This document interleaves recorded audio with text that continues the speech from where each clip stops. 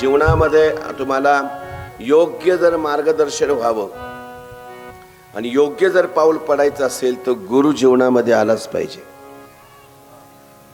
30 डिसेंबर 1992 ला सद्गुरू बाबा महाराजांनी माझ्या गळ्यात माळ घातली. 1992 साली तारीख होती 30 डिसेंबर 1992.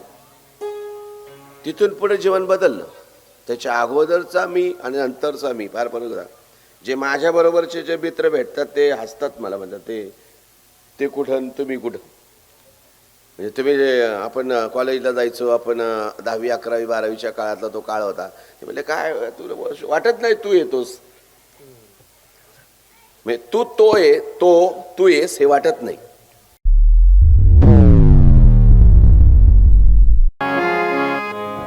ही पृथ्वी म्हणजे त्या भगवंताचं, त्या कुंभाराचं चाक आहे. हे फिरतं बघा आणि त्याच्यावर हे माठ घडवलेले. प्रत्येक मडकं वेगळं आहे, सारखं नाही. एकच कुंभार मडकी घडवतो पण एकासारखं एक नसतं. हा चमत्कार असतो. तुमच्या एक गोष्ट लक्षात आली का? एकच कुंभार एकाच चाकावर अनेक मडकी घडवतो, बाजारात विकायला आणतो.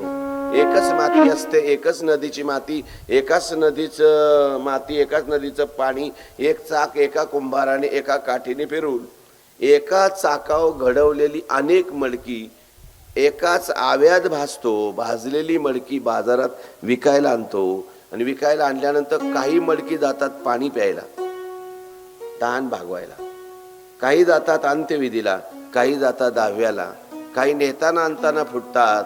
पण लाखातलं एक मडकं येतं काल्याच्या कीर्तनाला. संपूर्ण कीर्तन ते नटून थटून ऐकतं आणि त्याला फटका बसतो आणि ते फोडल्यानंतर त्याचे तुकडे गोळा करायला गर्दी होते. घरी जर मडकं फुटलं तर जागा उकुरड्यावर आहे, पण काल्याच्या कीर्तनात जर फुटलं तर त्याचा प्रसाद आहे. शनिवारी मडकं जर घरात फुटलं तर अपशकुन, पण काला जर शनिवारी आला आणि अमावस्येला जरी आला आणि जरी मडकं फुटलं तरी त्या मडक्याचा प्रसाद. पण ते सगळ्या मडक्यांचा नाही, भाग्यवान मडकं. लक्षात आलं का? काय सगळेच मडकी नाही येऊ शकत 7 वाजता. ते 8:30 नंतर बरीच येतात जेवायला. ते भाग्यवान मडकं. लक्षात आलं? मला एक जण परवा म्हटला, महाराज भिंत तेव्हा चालली ना आता का नाही चालत? म्हणलं कोण म्हणतो चालत नाही? चालते की. तो मला तेव्हा रेडा बोला ना आता का नाही बोलत? म्हणलं आता रेडा बोलतो ना, आता भिंत चालते. फक्त आळंदीमध्ये काही कमी भिंती नव्हत्या, हजारो भिंती होत्या. ज्या भिंतीवर माऊलींची कृपा झाली तीच भिंत चालली. भिंती कमी होत्या का आळंदीत? आपल्या सोप्या भाषेत बोलू का? भिताडं कमी होती का? पण सगळी भिंती नाही चालल्या. ज्या भिंतीला ज्ञानोबा म्हणाले चला आई साहेब असा स्पर्श केला ती भिंत चालली. सगळीच प्रेत नाही उठली. ज्या प्रेतावर माऊलींची कृपा झाली ते प्रेत उठलं. मेले माणूस जिथं विठवली वेळ काळा ते ग्रासेल. कैसा वासुदेव बोलतो बोल, वेळ काळा ते ग्रासेल गा. म्हणजे लक्षात आलं का? म्हणजे तो जो आहे सच्चिदानंद बाबा उठले, ते उठण्याचं कारण का? तर माऊलींची त्याच्यावर कृपा झाली. आजही प्रेत उठतात. वाया गेलेला माणूस आळंदीला जातो, काय 4 बुक किंवा 4 ग्रंथ वाचतो, येताना तो कीर्तनकार होऊन येतो. गावाने सोडून दिला असतो, घराने सोडून दिला असतो, भावकीने सोडून दिला, सगळ्यांना तो नकोय. आणि त्यालाही वाटलं जीवन नको संपवण्यापेक्षा आळंदीत जाऊन राहावं. तिथं जाऊन राहिला, 4 ग्रंथ वाचन केलं, पारायण केली, त्याच्यातून माऊलींची कृपा झाली. तिकडून येताना तो कीर्तनकार होऊन आला होता. लोकवल्ली महाराज मेल्याच जमा होतं, पण आता हे मात्र बघा आम्ही त्याच्या पाया पडतो. म्हणजे मेले माणूस जित उठविल. लक्षात आलं का? म्हणजे सगळेच नाही, माऊलींची कृपा व्हावी लागते. सगळेच रेडे नाही. आता आमच्या काय निर्बुद्ध रेडा आहे मी, नाही का? हा निर्बुद्ध रेडा 2 तास 3 तास काही पुढे न ठरता काही सहज पुढे हे बोलून जो घेतो ना, ज्यांच्यावर माऊलींची कृपा होती तेच सगळे नाही चालत. तसं त्या रेड्याचं, तसं त्या गोरोबा काकांनी ते मूल तुडवलं गेलं.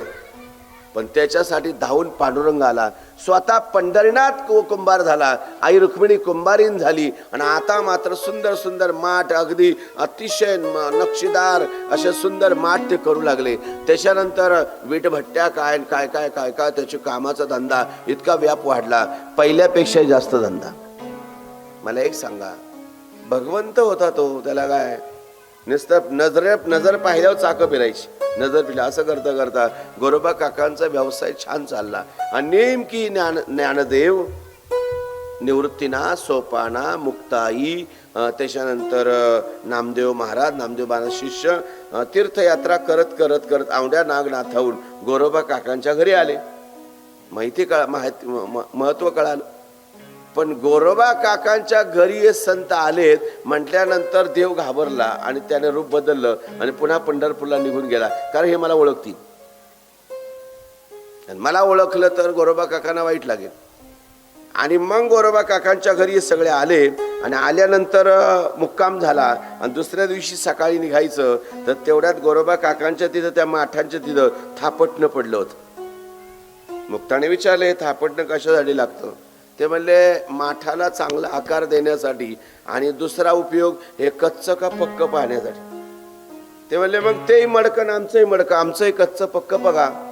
मग निवृत्तीनाथाने असं डोकं पुढं केलं तर त्याच्यावर गोरोबा काकांनी थापटणं मारलं तर त्याचा आवाज छान आला, जसं मडक्याचा येतो, चांगल्या मडक्याचा. दुसऱ्याचा चांगला, ज्ञानाचा चांगला आला, सोपानाचा चांगला आला. पण नामदेवाच्या मस्तकावर जेव्हा थापटणं मारलं तेव्हा त्याचा आवाज बद आला. म्हणले, एवढं मडकं मात्र कच्चं आहे.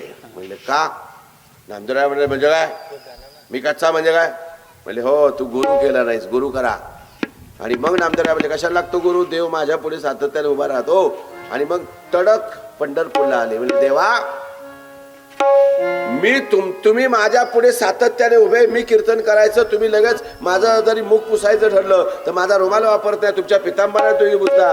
देव मिळवण्यासाठी गुरु करायचा असतो, तुम्ही मिळाले गुरु कशासाठी? म्हणजे नाही नामा, जरी तू गुरु केलेला नसेल, जरी तुला मी प्राप्त असेल तरी गुरु कर. बर का? काही लोक म्हणतात आम्ही माऊलींच्या समाधीवर ठेवून माळ घातली, आम्ही देवाला दाखवून माळ घातली, आम्ही गणपती मंदिरात गेलो माळ घातली, देवच गुरु केला. देव गुरु होईल, पण इथे तुम्हाला व्यावहारिक जीवनात वागायचं असेल तर तुम्हाला सद्गुरु करावाच लागतो. जीवनामध्ये शेवटच्या श्वासापर्यंत गुरु करावाच. श्री गुरु तारीखा असत पाठी राखा, श्री गुरु तारीखा असत पाठी राखा, श्री गुरु तारीखा असत पाठी राखा, श्री गुरु तारीखा असत पाठी राखा.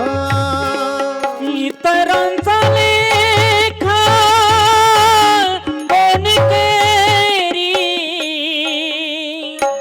कोण करी, इतरांचा लेखा कोण करी, इतरांचा लेखा, इतरांचा लेखा कोण करी. श्री गुरु तारीखा असत पाठी राखा, श्री गुरु तारीखा असत पाठी राखा, श्री गुरु तारीखा असत पाठी राखा. हो असत पाठी राखा. पाठी राखा.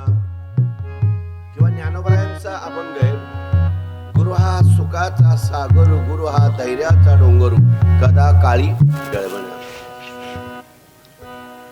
म्हणून गुरु अतिशय महत्वाचा आहे जीवनामध्ये. तुम्हाला योग्य जर मार्गदर्शन व्हावं आणि योग्य जर पाऊल पडायचं असेल तर गुरु जीवनामध्ये आलाच पाहिजे. 30 डिसेंबर 1992 ला सद्गुरू बाबा महाराजांनी माझ्या गळ्यात माळ घातली. 1992 साली. तारीख होती 30 डिसेंबर 1992. तिथून पुढे जीवन बदललं. त्याच्या अगोदरचा मी आणि नंतरचा मी फार फरक होता. जे माझ्या बरोबरचे जे मित्र भेटतात ते हसतात मला, म्हणतात ते कुठं तुम्ही कुठं. म्हणजे तुम्ही जे आपण कॉलेजला जायचो, आपण 10वी 11वी 12वीच्या काळातला तो काळ होता. ते म्हणले काय तुला वाटत नाही तू येतोस, म्हणजे तू येस हे वाटत नाही. परवा मी नेतवडला कीर्तन केलं, ते म्हणले ते माझ्या बरोबरचे मित्र, अरे तू येस, तू येस. म्हणजे किती फरक. हे कशाने? गुरुकृपा. गुरुकृपा लाहे तयेच प्राप्ती. म्हणून नामदेवराय म्हणाले का गुरु करा? म्हणजे कर. म्हणजे कोणाला करू? म्हणजे जा आवड्या नागनाथाला, तिथं तुझा गुरु वाट पाहतोय. आवड्या नागनाथाला आले तर तिथं येसोबा खेचर ज्याने मुक्ताईला मारलं, ज्ञानोबाला त्रास दिला, तो तिथं जाऊन त्या देवळात झोपला होता आणि त्याने आपला पाय पिंडीवर ठेवला होता चपलेसहित. नामदेवराय म्हणाले ओ म्हातारे झाले ठीक आहे, ओ वय झाले ठीक आहे, पण एवढं कसं विसरले देऊळ का घर? पिंडीवर पाय ठेवून झोपले. म्हणले बाबा उचल पाय ठेव बाजूला. नामदेवरायांनी पाय उचलला, बाजूला ठेवला, त्याच्या खाली पुन्हा एक शिवलिंग तयार झालं. जिथं पाय ठेवतोय त्याच्या खाली शिवलिंग प्रगट होतंय. तेव्हा नामदेवरायांच्या लक्षात आले व्यक्ती नव्हे, हा महान तत्वज्ञानी महान साधू दिसतोय. म्हणजे तुमचं नाव काय? म्हणजे येसोबा खेचर. आणि तो नामदेवरायांचा गुरु झाला. आणि मग नामदेवरायांनी अभंग लिहिला, डोळियांचा डोळा उघडीला जेने. या डोळ्याला सुद्धा एक डोळा आहे. या डोळा आहे ना आपला, या डोळ्याला एक डोळा आहे, आपण त्याला बाहुली म्हणतो बघा. पण या डोळ्याचा शोध अजून विज्ञानाला लागला नाही. विज्ञानाला डोळ्यातले प्रॉब्लेम कळाले, डोळा काय कार्य करतो कळालं, पण डोळ्यातला डोळा नाही सापडला. विज्ञानाला डोळा बनवता आला पण दृष्टी देता नाही आली. विज्ञानाला हृदय बनवता आलं पण हृदय चालवता नाही आलं. विज्ञानाला रक्तातले प्रॉब्लेम कळाले पण रक्त बनवण्याची मशीन नाही बनवता आली. विज्ञानाला शरीराचा पूर्ण अभ्यास कळाला पण याच्यातला आत्मा अजून नाही दिसला. आत्मा किती सूक्ष्म आहे याची नजर आणि ती दृष्टी विज्ञानाला अजून नाही सापडली. म्हणून जिथं विज्ञान थांबतं तिथं अध्यात्म सुरू होतं. म्हणून गोरोबा काकांचं ते म्हणाले गुरु तर ज्ञान नाही, म्हणले मग गुरु केला नामदेवराय महाराजांनी. येसोबा खेचर गुरु केला आणि मग तिथून पुढे नामदेवरायांचा अधिक प्रचार अधिक महती सुरू झाली. असे नामदेव महाराज, निवृत्तीनाथ ज्ञानदेव, सोपान, मुक्ताबाई हे सगळे पंढरपूरला आले. आणि पंढरपूरला काल्याचं कीर्तन झालं आणि तिथून जणाईने अभंग लिहिला. काय? एकच टाळी झाली, टाळी झाली, टाळी झाली, टाळी झाली, टाळी झाली, टाळी झाली. हो हो हो हो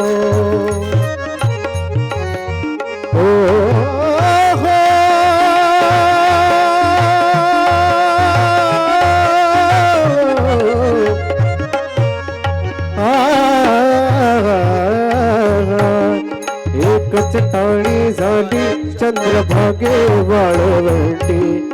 एकच टाळी झाली चंद्रभागे वाळवंटी. माझा ज्ञान राजा गोपाळासी लायावाटी. मला ज्ञान राजा गोपाळासी लायावाटी.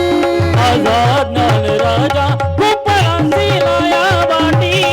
माझा ज्ञान राजा गोपाळासी लायावाटी. एकच टाळी झाली चंद्रभागे वाळवंटी. एकच टाळी झाली, टाळी झाली, टाळी झाली, टाळी झाली.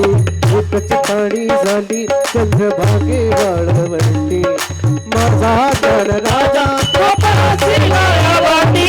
माझा ज्ञान राजा गोपाळासी लायावाटी. गोपाळासी लायावाटी. माझा ज्ञान राजा गोपाळासी लायावाटी. माझा ज्ञान राजा गोपाळासी लायावाटी. लायावाटी.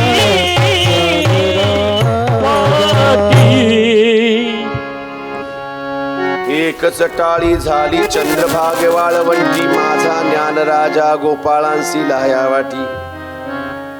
जनी म्हणे ज्ञानदेवा बोला अभंग, केवढी ताकद.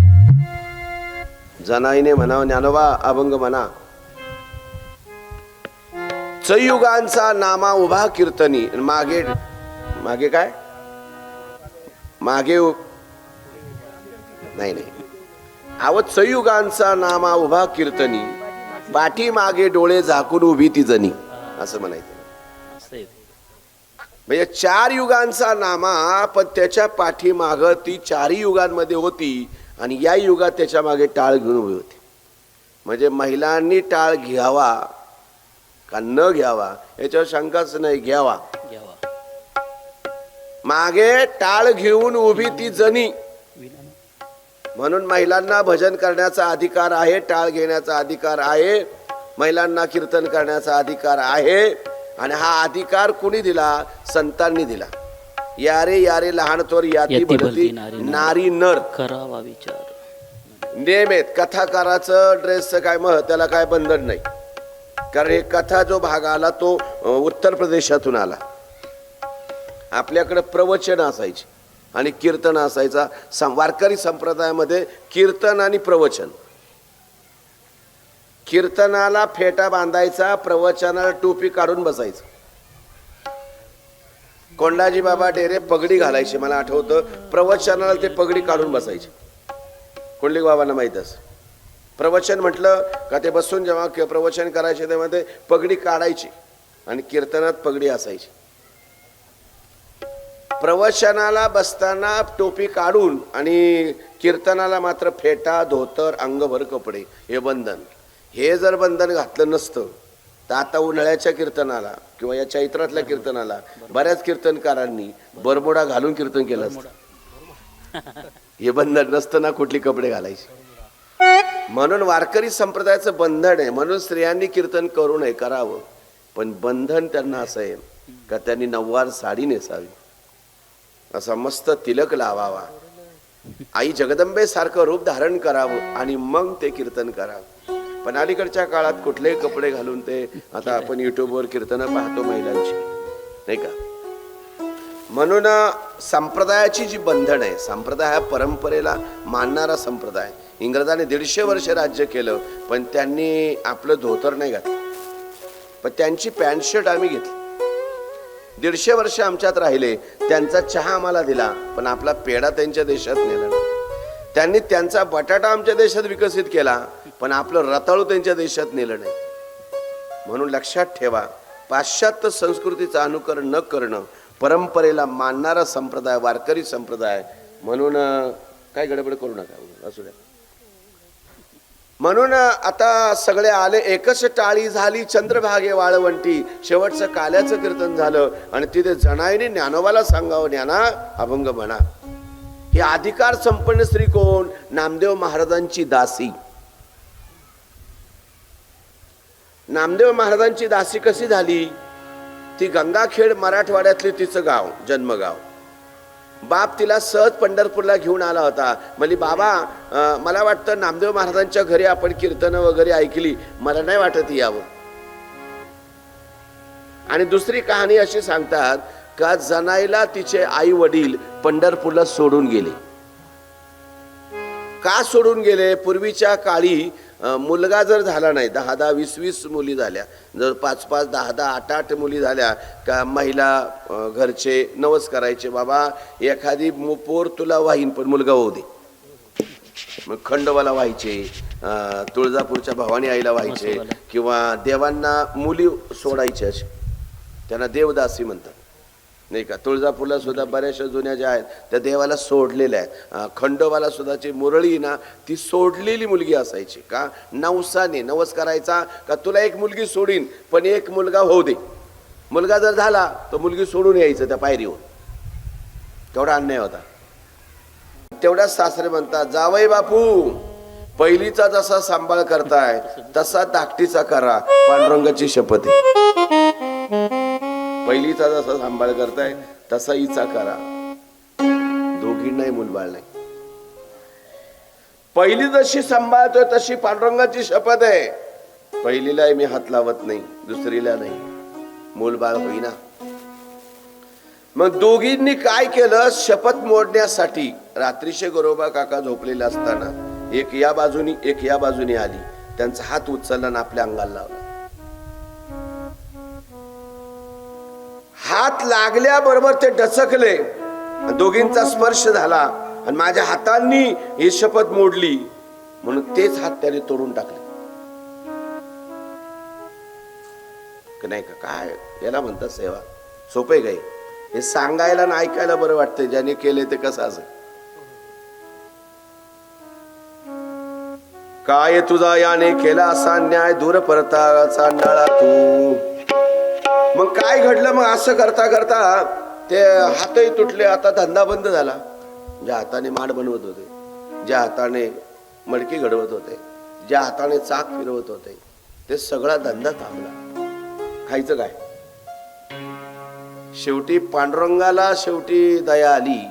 म्हणले रुक्मिणे, म्हणले काय हो, आता मी होतो कुंभार आणि तू हो कुंभारीन. गरुडाला म्हणले गरुडा तू हो गाढव. ते म्हणले हो गाढव शब्द सहन होत नाही, गाढव व्हायचं म्हणजे काय. ते म्हणले नाही झालं तर आपल्या गौरवाचा प्रसंग आहे. मग देव कुंभार झाला. गुडघ्यापर्यंत धोतर, अंगात एक पेहरण घातली, मुंडास बांधलं आणि आई साहेब कुंभारीन झाल्या. नववार साडी नेसल्या, अंगातले सगळे दागिने काढून टाकले आणि असं आडवं कुंकू लावलं. काळाने समाज पूर्वी असे आडवं कुंकू लावायचे. मग ते असं आडवं कुंकू लावलं, हिरव्या बांगड्या, आणि मग गोरोबा काकांच्या घरी आले. म्हणजे काम मिळेल का काम, आम्ही पण कुंभार आहोत, आम्हाला माठ बनवता येतात, आम्हाला मडकी बनवता येतात. आणि गोरोबा काकांनी सांगितलं बरं झालं तुम्ही आलात, देवासारखे धावून आलात. आणि कोण होतं, देवच होता. पांडुरंगाने तुम्हाला पाठवलं ना, ऐकतोय कोण, पांडुरंग. म्हणजे बरं झालं तुम्ही आलात बरं का. आणि काय त्या देवाने माठ बनवावे तुम्ही, अहो त्याला काय तरी फिरत्याचा कावरती देसी मातीला आकार विठ्ठला तू वेडा विठ्ठला तू वेडा कुंभार विठ्ठला तू वेडा कुंभार. फिरत्याचा कावरती देसी मातीला आकार विठ्ठला तू वेडा कुंभार विठ्ठला तू वेडा कुंभार विठ्ठला तू वेडा कुंभार. माती पाणी उजेड वारा तूच मिसळसी सर्व पसारा. माती पाणी उजेड वारा तूच मिसळसी सर्व पसारा. आभाळाच मग हे पाखरा तुझ्या घटांच्या उतरंडीला नसे अंत नाका.